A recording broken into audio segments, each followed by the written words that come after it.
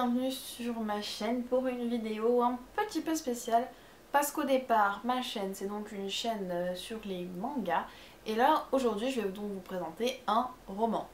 Voilà, un roman fantastique. Tout simplement, pourquoi sur cette chaîne et pourquoi pas sur une autre, pourquoi des romans, on va répondre à ça tout de suite. Les romans tout simplement parce que j'adore ça, j'en lis quasiment un par semaine minimum. Du coup je me suis dit je vais autant les mettre sur ma chaîne, ça m'évitera d'en recréer une, parce que ça va donner du boulot supplémentaire à gérer entre guillemets. Et aussi parce que comme ça les gens qui sont déjà sur ma chaîne, j'ose croire que les gens ne sont pas totalement butés entre guillemets, c'est-à-dire qu'ils sont là, moi à lire que manga parce que moi et mes mangas donc que manga. Bon ça peut arriver, les gens n'aiment lire que des mangas, mais ça peut aussi arriver qu'il y ait des gens qui aiment lire des mangas et des romans et des BD et tout le bordel. Donc voilà, je me suis dit ça aidera, ça intéressera sûrement au moins une petite minorité, on sait jamais. Donc aujourd'hui c'est un dossier manga, donc c'est-à-dire sur une série complète. Donc sur la série de Fableven, que je n'ai pas acheté mais que j'ai emprunté à la bibliothèque. Donc c'est une série de Brandon Mull, M-U-2-L, je ne sais pas comment ça se prononce. Donc le premier tome c'est Le Sanctuaire Sacré et c'est aux éditions Nathan. Donc voilà, je vous montre donc le premier tome. Je vais tous vous les montrer puis après je vous parlerai un par un. Le deuxième tome qui est donc La menace de l'étoile du soir. Le troisième tome qui est donc Le fléau de l'ombre. On continue. Vous devez remarquer qu'ils deviennent de plus en plus gros. Le temple des dragons. Et le dernier tome qui a carrément viré d'une pleine mythe. Donc c'est La prison des démons. Voilà. Alors, je vais vous faire un petit comparatif entre le tome 1 et le tome 5. Alors, ça c'est le tome 1, ça c'est le tome 5. Vous voyez la différence de grosseur? Ça fait mal. Voilà. Donc c'est une série, comme vous pouvez le voir, qui est finie en 5 tomes. Alors, qui a commencé à être publiée de 2006 à 2010 en anglais et de 2009 à 2013 en français, qui a été donc traduit par Marie-Josée Lamorlette. Lamorlette, je suis désolée mais il s'appelle Lamorlette. Donc on a aussi les couvertures de Brandon Dormant. Mais ils ont tous des noms chelous quoi. Bon, c'est pas grave parce qu'en dormant la morlette, bon, excusez-moi, c'est petit tic bizarre. Donc c'est une série de romans. J'aime bien que le premier tome soit plutôt petit parce que du coup les gens qui veulent juste commencer n'ont pas obligé de se farcir 500 pages des premiers trucs. Et de toute façon le premier tome est vraiment un tome d'introduction. Il se passe des trucs mais l'histoire devient vraiment ce qu'elle est au tome 2. Voilà, pour vous le dire. Donc, je vais vous faire résumer tome par tome sans trop spoil en fait, entre guillemets. Non, je fais juste faire un petit résumé des situations qui se passent dans les tomes. Donc dans le tome 1, donc on a nos protagonistes qui vont arriver, donc qui sont Kendra qui a 13 ans et Seth, son frère qui a 12 ans. Donc Kendra et Seth Sorensen, qui vont donc chez leurs grands-parents. Parce qu'en fait, donc les grands-parents de l'autre côté de la famille, je sais plus père, mère, je sais plus, sont décédés et eux ils ont dit que quand ils mourraient, ils voudraient que tous leurs enfants et leurs compagnes fassent un grand voyage et du coup les parents de Seth et Kendra ont trouvé que les grands-parents sont Hanson donc pour les accueillir. Et donc en fait donc là ce n'est pas un spoil, c'est marqué derrière quand même. En fait il s'avère que donc les grands-parents Sorensen, je vais les appeler comme ça. Donc je crois que la grand-mère s'appelle Ruth et le grand-père, je sais plus. Pourtant ça doit être celui qui revient le plus souvent mais je m'en souviens plus du tout. C'est pas grave. Oui, donc je perds le fil de mes idées là, ça m'a perturbé, je sais plus son nom. Donc en fait il s'avère qu'il gère une réserve magique, donc c'est à dire que là où il a le béton, c'est-à-dire qu'elle est un terreau plein d'herbe et tout, en fait c'est une réserve magique du nom de Fableven, donc une réserve secrète donc que personne ne connaît. Où il y a dedans donc des fées, des satyres, des centaures, des dryades, tout ce que vous voulez, il y a. Bon, peut-être pas les licornes, mais on verra ça plus tard, on verra. Voilà, donc il y a énormément de choses, donc là c'est un peu la découverte donc de la réserve. Et aussi il va y avoir un gros souci, c'est que donc la nuit de la Saint-Jean, en fait il y a 4 nuits par an, parce qu'en fait, alors on va reprendre depuis le début parce que sinon vous n'allez pas tout comprendre. Il y a un traité en fait dans cette réserve, c'est-à-dire que il y a un traité qui dit les animaux n'ont pas le droit de rentrer dans le terrain de enfin où se trouvent les humains, la maison et tout ça, vous n'avez pas le droit de dépasser certaines limites de vos territoires et tout ça. Or, pendant 4 nuits par an, ces lois sont... Je sais plus si elles sont amoindries ou juste enlevées juste pour cette nuit-là. Et du coup, les animaux, autant de la lumière que maléfiques, arrivent en flux en masse, font des conneries et puissance 10 000. Il y a des protections autour de la maison des grands-parents, mais voilà, ça n'empêche pas qu'il se passe des tonnes de trucs dehors. Et donc, malheureusement, Kendra et Seth sont pendant la nuit de la Saint-Jean. Voilà, rien à voir. Je vous raconte ma vie. Donc oui, ils sont là pendant la nuit de la Saint-Jean, et la nuit de la Saint-Jean, donc toutes les créatures sont sorties. Il va se passer un truc qu'il va falloir... ça va être un peu la galère, quoi. Disons qu'à cause d'une erreur de jugement, il va y avoir de très très gros soucis dans la réserve. Il faut savoir qu'à peu près à chaque tome, la réserve menace de tomber. Voilà, donc quasiment tout le temps. Donc voilà, donc c'est ce qui se passe dans le premier tome. Ensuite, dans le tome 2, donc la menace du soir. Alors, on va parler de la prison Ziggs, qui est au cœur des 5 tomes. La prison Ziggs, en fait, c'est là où sont enfermés les plus puissants démons du monde, voilà. Enfin, du coup, ils ont été scellés par 5 clés qui sont en fait des artefacts magiques. Et ces 5 artefacts, donc un artefact a été à chaque fois caché dans une réserve secrète. Donc il y a 5 réserves secrètes, 4 qui sont entre guillemets connues et une totalement secrète de la mort, personne ne la connaît. Donc Fableven fait partie des réserves secrètes et a donc un des artefacts qui sert à la clé. Il faut savoir que donc cette clé, il faut réunir les 5 artefacts pour pouvoir ouvrir la prison des démons. Et si l'un des artefacts est détruit, je crois que ça libère aussi les démons, je me souviens plus. Voilà. Donc là, l'étoile du soir est donc une société qui veut s'emparer, qui veut libérer les démons, qui veut donc s'emparer des artefacts. Donc pour cela, en fait, il va déjà se passer quelque chose avec Kendra et Seth quand ils seront entre guillemets dans leur vie normale, c'est-à-dire chez eux, dans leur collège et tout ça. Kendra est un peu plus différente par rapport au premier tome. Donc là en fait, l'étoile du soir menace sérieusement de prendre l'artefact de Fableven. Donc du coup, grand-père Sorensen décide d'engager donc des chevaliers de l'aube, donc c'est-à-dire c'est une confrérie, et puis il y a des talents particuliers, des potionnistes, des découvreurs de pièges, enfin voilà, pour braver donc la tour.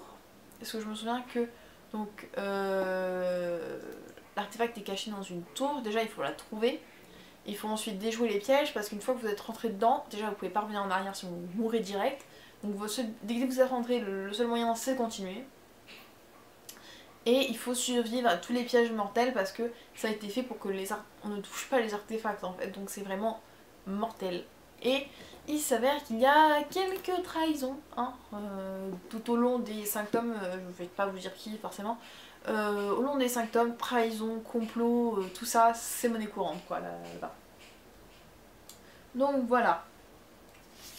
C'est bon, j'ai tout. Je lui ai dit tout ce qui est marqué sur ma fiche. Sans la regarder. C'est trop bien. J'arrête les conneries, c'est pas moi. Alors, donc on arrive au 3e tome qui s'appelle Le Fléau de l'ombre. Avec un magnifique... C'est un centaure. Oui, c'est un centaure avec les 4 pattes. Et pour ceux qui ont oublié ou qui ne savent plus, les satyres c'est donc les deux pattes de bouc et les centaures c'est les 4 pattes de cheval. Je me rappelle, enfin pour moi c'est qu'au du 3e tome que je m'en suis souvenu, donc je me disais mais ils sont bizarres en fait. Trop bien. Donc, eh ben il y a un nouveau fléau qui s'abat sur Fableven. C'est toujours la galère, hein, on ne s'en sort jamais. Donc en fait là c'est un... Pourquoi j'écris plein de trucs moi?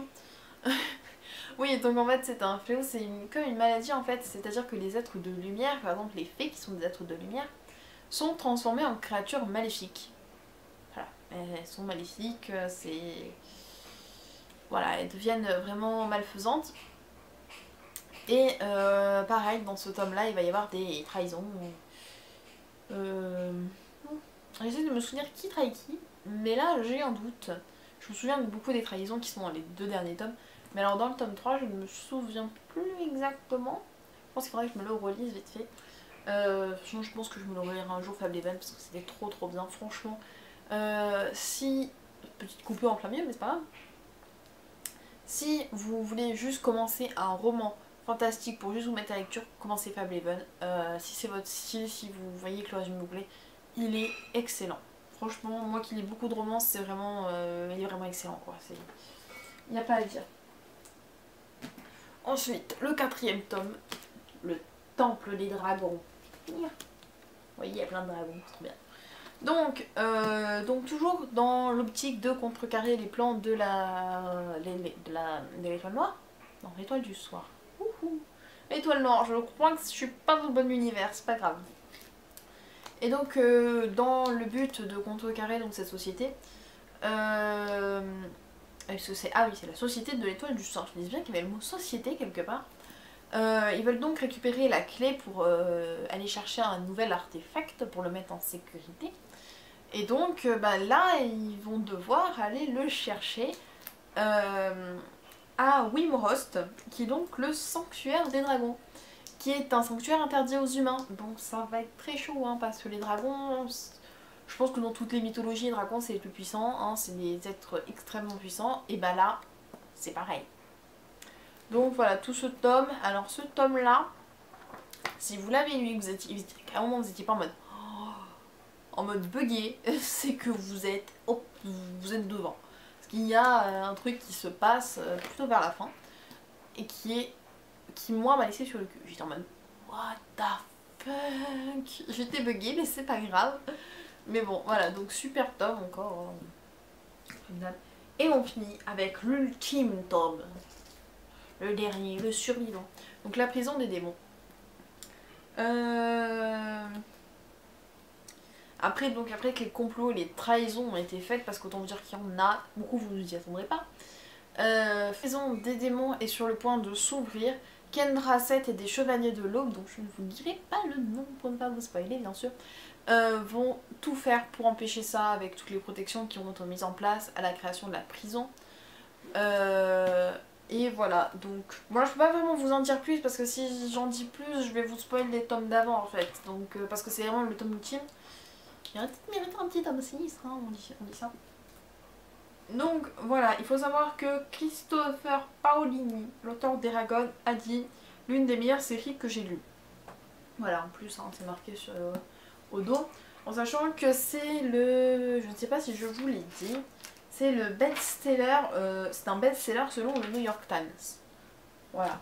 Donc franchement, ce roman est mon coup de cœur 2015. Bon, je l'ai pas lu énormément en 2015, je me suis mis assez tard au roman, mais j'en ai lu 4 ou 5 séries. Il n'y a rien à faire. D'habitude, je fais en sorte d'alterner mes séries, c'est-à-dire que je fais un tome de chaque et j'alterne. Là, ça sert à rien. J'ai juste torché Fableven, j'ai fait que du Fableven. En 2 semaines, je vous ai fait un tome. Enfin, en 2 semaines, je vous ai fait 3 tomes plutôt. Enfin, j'ai vraiment lu méga vite parce que c'était vraiment méga intéressant. Ça vous prenait aux tripes. Je suis assez déçue de voir qu'il n'y a pas de film dessus parce que c'est vraiment une série. Waouh, elle est super intéressante. Il y a tellement de choses que ça m'a vraiment étonnée de ne pas voir un film dessus. Pour une série qui a eu autant de bonnes critiques et qui est autant extraordinaire, ça m'étonne vraiment. Mais bon, voilà. Il n'y a pas de tome 6, même si j'aurais bien aimé un petit tome 6. C'est-à-dire pour vraiment bien conclure l'histoire. Même, enfin, je pense qu'il n'aurait pas été forcément très long vu qu'il n'y aurait plus grand chose à raconter. Mais j'aurais bien aimé. Mais bon, voilà, on va pas forcer les auteurs quand même. Donc voilà, donc c'est vraiment mon roman coup de cœur 2015. Je vous invite à le lire si vous avez l'occasion. Il est, je pense, assez souvent dans les bibliothèques, en librairie je pense aussi, hein, mais je veux dire pour ceux qui ne veulent pas forcément acheter les romans, et ce que je comprends, vu que ça vous prix entre 15 et 20 euros le roman, si au final ça ne vous plaît pas, ça fait mal. Je vous le dis, voilà. Donc là, il est assez souvent en bibliothèque parce que tout simplement, comme j'ai dit avant, c'est été dit comme des best-sellers, tout ça. c'est pas forcément une référence livre jeunesse, mais voilà, je pense que pour moi, qui lit des grosses séries comme Harry Potter, voilà, Harry Potter ça, normalement beaucoup de gens connaissent, Tara Duncan, qu'on a aussi dit le Harry Potter français, qui est aussi une très très bonne série. Fableven se place au niveau de ces séries-là en fait, une de mes séries que j'adore quoi. Donc franchement, vraiment, c'est... J'ai vraiment adoré, adoré, et je sais que des gens que je connais qui ont lu en même temps que moi le roman, qui n'avaient quasiment jamais lu de roman de leur vie, l'ont aussi mais massacré. Ils l'ont lu super vite parce qu'il était vraiment super bien écrit, super bien fait, super bien imaginé. Donc voilà. Donc ce sera tout pour cette vidéo sur les romans, enfin sur ce roman, sur ces romans, c'est bon, je m'en sors plus. C'est la troisième vidéo que je tourne d'affilée normalement, donc c'est compliqué. Donc, comme d'habitude, n'hésitez pas à vous abonner à ma chaîne, à liker la vidéo, petit pouce bleu ouvert, je sais plus de quelle couleur ils sont ces pouces, pas le rouge, le rouge il est pas bien. À écrire un commentaire si ce type de vidéo vous plaît aussi, si vous avez lu Fableven ou si vous comptez lire Fableven, à me suivre sur les réseaux sociaux, donc Twitter et Facebook, et puis voilà, puis continuez à lire, c'est bien. Voilà, continuez à regarder. Donc voilà, donc c'est tout et je vous souhaite une bonne semaine.